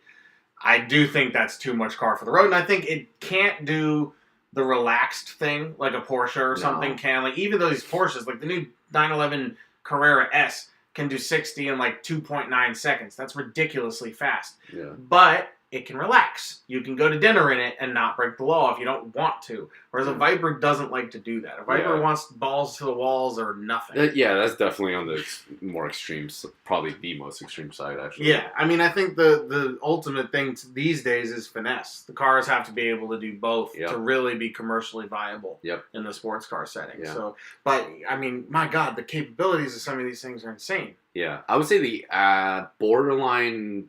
somewhat unusable would be an F10 M5. Not the F90, not the new one. The reason why I say that is because I mean, if you watch any, like, M5s pulling from a relatively slower roll, well, I mean, I guess in what setting? Are you talking, like, highway? Or are you talking, like highway, but you're kind of going on to the on-ramp. Like, you're picking up speed to join highway traffic. Yeah. You can spin tire real quick. Oh, yeah. It's... Yeah, that's true. In a back road setting, I wouldn't. No, I wouldn't. No, that's not a back road car. No, it's not. Yeah, I mean, but for the city kind of scape, I think that's actually a really good car because you're going to spend a lot of time in that kind of environment in traffic, but then you are going to get to open it up. And a lot of those corners are pretty sweeping corners and right, stuff. But you're not going to use even close to half. On the highways you will. You could use all of that on the highways. Yeah. But I don't know. And there's a lot to enjoy. I mean, it does have the horsepower to really enjoy when you can. You know, that might be about the limit, I think. Yeah, I'm like, that's one that I mentioned just kind of, it's like on the fence. I'm like, I don't know. You know what, though, in the city sense, though, I would actually rather have a car with all-wheel drive. I'd want something that got off the line quicker. Yeah, that's true. You know what I mean? It's more usable. With horsepower. I'd still want that kind of power if it was that big. But, like, you know, something, not to toot the Porsche horn, but like a Panamera or an RS7 or something. Or an RS7. Like, well, all right, I won't use the Porsche again. I'll use the RS7 or like the all-wheel drive, you know, E63 or something like that. Fair enough. You know, or the new M5. Thank you. I was waiting for that one. But yeah, I mean, I do think in a setting with a lot of stoplights and stuff, you know, part of the fun of driving there is jumping off the lights. You know, you accelerate or Tesla. Oh my God! A Tesla is unbelievable. That's a great city car, actually. It is because you beat everybody off the line. I don't give a shit what they're in. They could be in a Chiron, they could be in a Koenigsegg, whatever. You're in a Tesla. You're beating them light to light. Yeah. I don't care what they do. Yeah. It's insane. Yeah, I can't really think of anything else that's like. Well, like your friend extreme. Who has the modded S3. I think that's a pretty good car for that because it's all-wheel drive. It's lighter. It's quick. So hard. Yeah, I mean that's a nice car for that setting. It's small enough that it, you know, in the turns it will handle. You know, but what's a car that's too much though? Like what's some other obvious ones if there are any? I mean, that's the thing is because of the highway structure up in that area of this, like, you know, in that city area, is that once you're on the highways, there's actually a lot of road. I mean, the highways all connect, so there's like an endless amount of highways to go on, essentially. Mm-hmm. And you want something. I will say that's an area I would probably opt out of a manual because you're going to spend so much time in stop and go traffic living there. That I would rather have a good paddle shift than a stick in that scenario. So yeah, something like that. But I think those super sedans are generally a pretty good thing for that. Yeah. I think you get into your. I mean, I don't think you can go wrong with a 911. Like, of course, you know. But I guess though. PDK. Like, I mean, the amount of performance that car has. That is kind of the car. I think for me, a 911 is one of those cars that you pretty much can use as a sports car anywhere. Like, I would agree. There's like you have enough to go in a straight line and have fun and compete with the big dogs. It's got enough performance in all areas. Take the bends. Yeah. I mean, that's what it's kind of lightweight. It's practical enough that you can daily it if you don't have to bring a lot of people with you. Take it to dinner. Take it to dinner if you really don't want to shift, or you know, if you need the best of both worlds, you're in a city environment a lot. You know, PDK is one of the best paddle shifts out there. Yes, I knock a lot of people for choosing it, but it is one of the best paddle shifts out there. I think it's the best, actually, in my opinion. Maybe overall. I think in terms of like quick action, I like Ferraris better, but I think in like maybe like overall long-term reliability or something like that, I think Porsche's probably. I don't think Ferrari's making any long reliability list. Well, I mean, for Ferrari, like 30,000 miles is high mileage. Yeah, you know what I mean? That's like oh wow, no problems. Yeah. So all right. So like in the city, I think those kind of cars. Yeah. So what about like around here, like this kind of area? And I say that like I mean, well, you live in a different area than I do. Like I'm much closer to like the back roads. You're not that far from me. No, I'm not. But I think you might start going when I show you where I'm talking about. You might start going there on your own. I might. It's close enough. I am that looking you could for a justify. nice road. Oh yeah, this is your friggin' playground. Like trust me, just be careful if you're there during the day because people walk and stuff like that. Surround the moat. Yeah, totally. No, so like basically we live. This area is kind of a mix of everything. There are open highways. There are big, big roads that have sweeping corners, and then there are little horse trail roads that cut through the woods, and are literally rally stages. Some of them are even dirt, and it's you have a kind of a mix of every type of driving, other than canyons. We don't have the big canyons here, but we do have rolling hills, and there is the occasional switchback on some of the bigger hills. Interesting. I've happened upon a few of them. Yeah. Rolling through the woods. It's whoa! But so, and especially that's more toward North New Jersey. There's I've had enough canyon in Cali. It's fun. If you ever look up Turnbull Canyon, that's a famous one. Oh, it's a little back canyon road. I have to make it out there sometime. I've heard just amazing things. People drift there. Oh hell yeah! Yeah, they close off Fast 2 Furious style. They one guy blocks the bottom, one guy blocks the top. Oh no way! Walkie-talkies. Go home, pizza boy. It's watch out for cops. Make sure no one goes on the roads. Yeah, but yeah. So around here you have you can kind of do everything. There are roads where you could use a Hellcat, but there's a lot of roads where you just wouldn't want to. No, I would not want so for around here, you want a car that works. You want something that's really kind of balanced. Mm-hmm. It kind of does everything. And I will say a 911 works really well around here. ATS-V would work really well. A Miata works really well around here because there's enough of the smaller stuff M2. and the dartier stuff. M2's I would phenomenal. say not an M3 here. I think it's too much power. The back end is too happy. Maybe. Well, certainly for the smaller roads, I don't think you'd be able to really use an M3. Because the other thing about the smaller roads around here is that they're not smooth. You know what I mean? They're very just rickety pavement. There's a lot of undulations. If you have a lowered car, you're screwed in a lot of these roads. Yeah. I've tried to drive an Evo with coilovers down some of these roads, and I can't hold nearly the pace I hold in my Subaru because there's just not enough suspension travel. You actually need something. A car that has been tested well on the Nürburgring does really well on the roads around here because there's a lot of the bumps and the dips are set up for that. It's that infamous turn where Oh, the carousel? Yeah. It's always... It's yep, exactly. Yeah, no, you have a lot of there's a lot of varied pavement bumps and dips, elevation changes. So you should get a Hyundai N.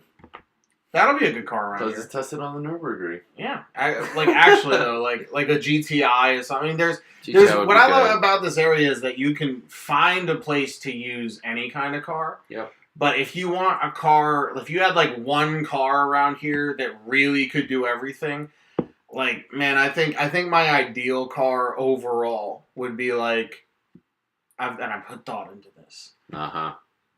It would be a Porsche. Oh wow, you didn't say Miata. No. Wow. If I had to pick one car, cost no object or anything like that, just one balanced car to hit every box that I wanted, I'd pick a Porsche 981 Boxster S. Or a Boxster Spider. Oh, yeah, so it's the Cayman GT4 engine in the Boxster. That's when the numbering gets weird. Yeah, just that car, I think it's almost 400 horsepower, 2,900 pounds. It's got the Roadster thing. You got the Porsche driving experience. You got enough power to have fun on the open parts. Is that NA or turbo? NA. Okay. So you get that screaming sound. It's got that car to me for this area has absolutely everything that a sports car should have because it's light and nimble enough to enjoy the tight stuff, but you have enough power that you can get out of, you can really go in some of the more open areas. What about an X2? I'm just kidding. Oh my God. Actually, on some of those back roads, if they had the M Sport version, some of those back roads, it would probably be pretty good. Yeah. Because you literally almost need a rally car on some of these roads. I swear. Yeah, the roads. They're like a rally stage. Really? It's nuts. You need suspension travel. I can't take my car there. Oh, you can. My alignment. I just got an alignment. Yeah, I'm just kidding. Forget that. Wait, Forget why? That.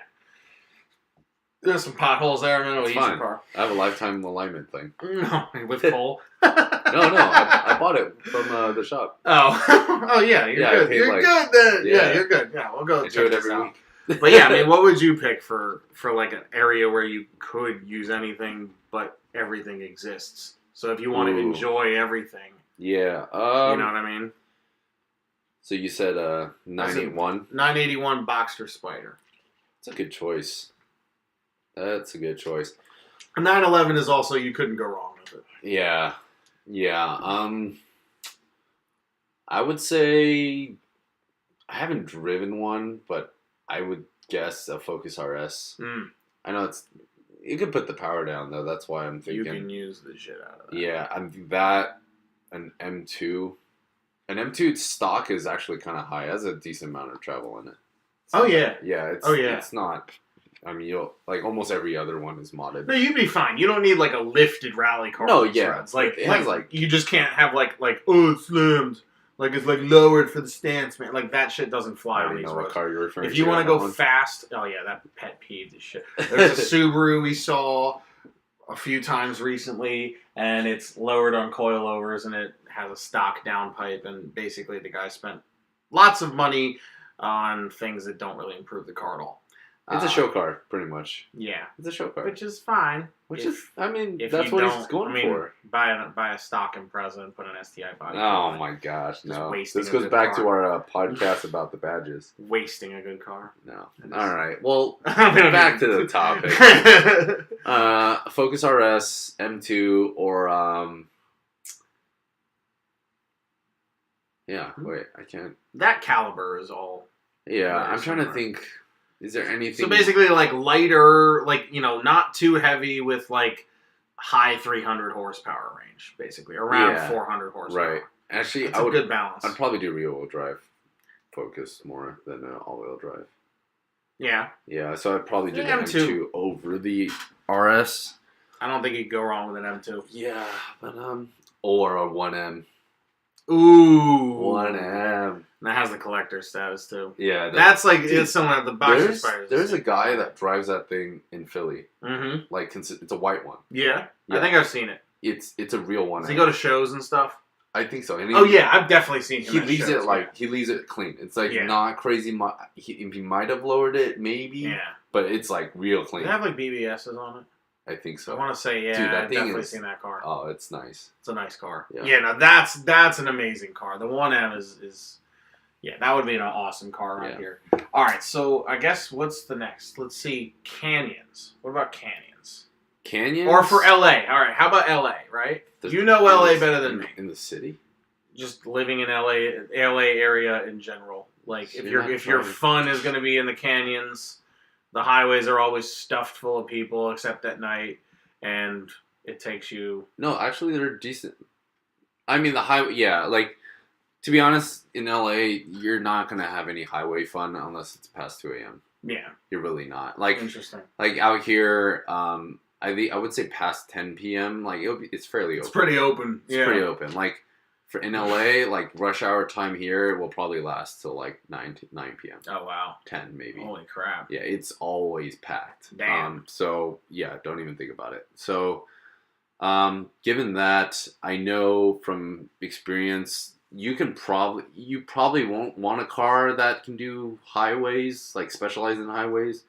It's just not that fun, and you have the PCH right next door, so why not? Like, you want... Now, how crowded does the PCH get? It does that get stopped it up gets all the clumped, time? but then there's breaks, like, in between. And is there, like, real open areas where you can really go for it, or are you always going to be stuck behind a tourist or something? No, I mean, there's, like, decent breaks. Like, you're not going to have this huge stretch unless you go further north, like, on the way toward SF. Oh, okay. But generally, yeah, you definitely have fun strips. Like, you'll have enough where you'll be like, I'm satisfied, and then you'll get stuck behind a tourist again. Nice. But it's a fun route. It's that or canyons, super abundant. Like where Matt Ferris films, right around the corner.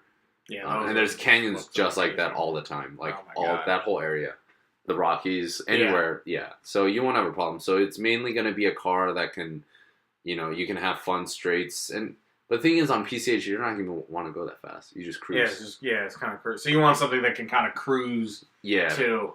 But the canyons, you can have a lot of fun and extremely dangerous. One of my friend's brothers passed away on the canyons. Oh, yeah, his RSX fell off the canyon. Oh my god! Oh my god! I mean, I've seen the videos of people going off and stuff. Yeah, it was pretty sad, but that's crazy. Yeah, it's a real thing. Like, oh my god, those the mountains there are no joke. No, yeah. Well, and also the from like a car perspective, like the elevation changes are pretty real. Like, it's like around here, like there's hills, but like you're pretty much at sea level. When I or like a little bit, like it's not like everyone's like the Poconos Mountains. Yeah, you could ski and it's fun. I'm like, this is a hill. It's like a little ridge. It's a hill. Yeah, it's like a ridge that's like not that big. Yeah, but yeah, I mean,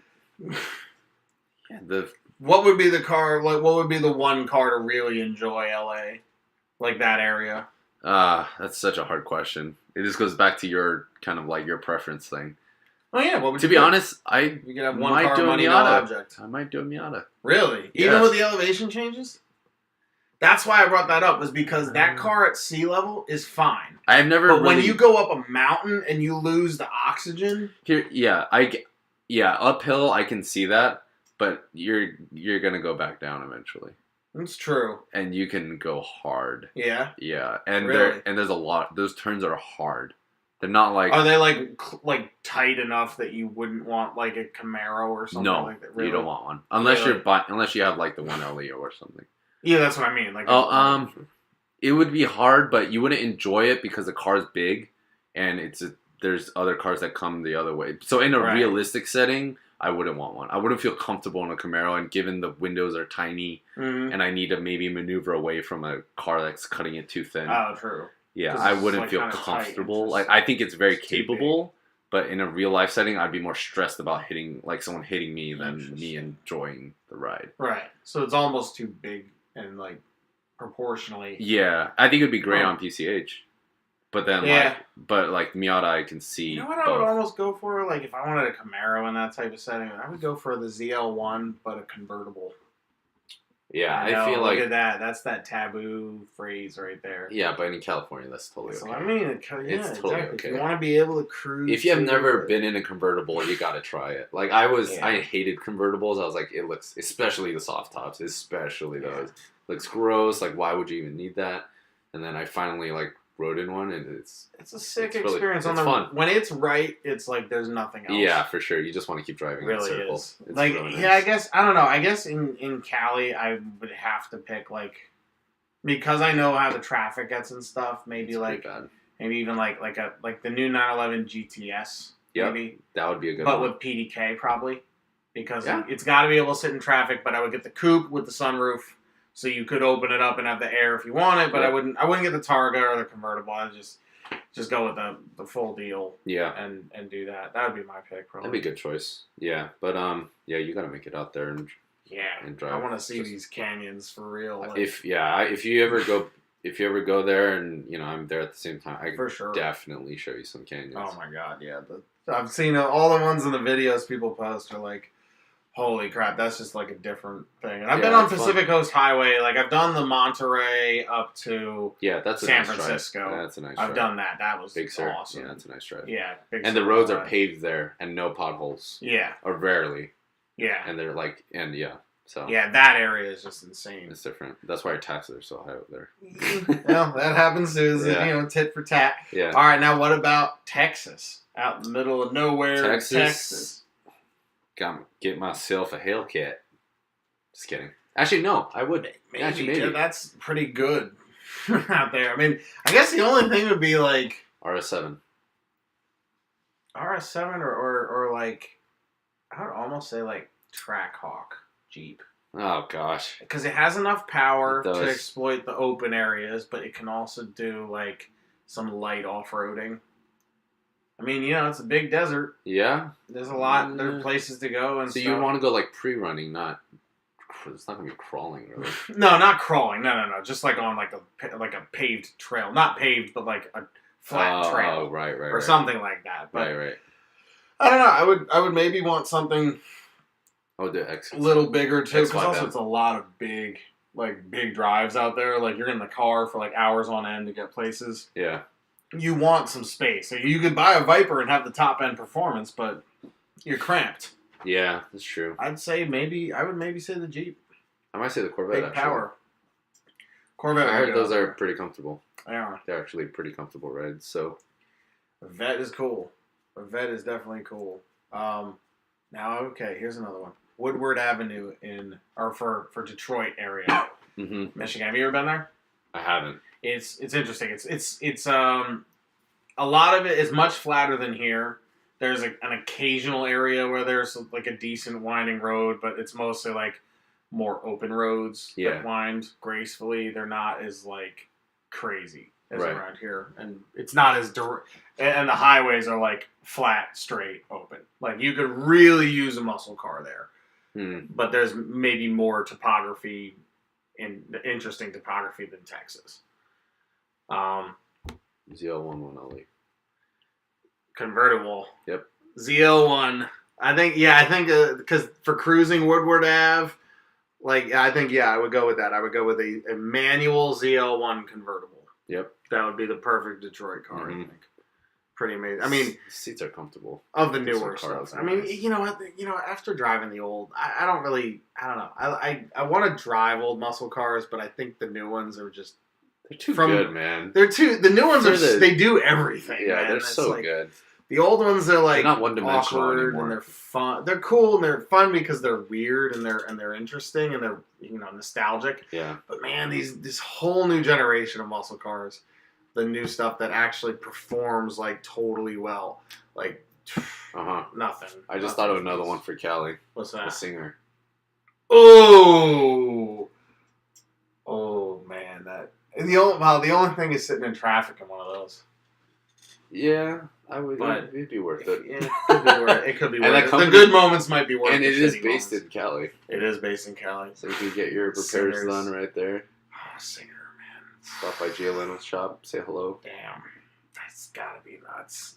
Singers that's next level.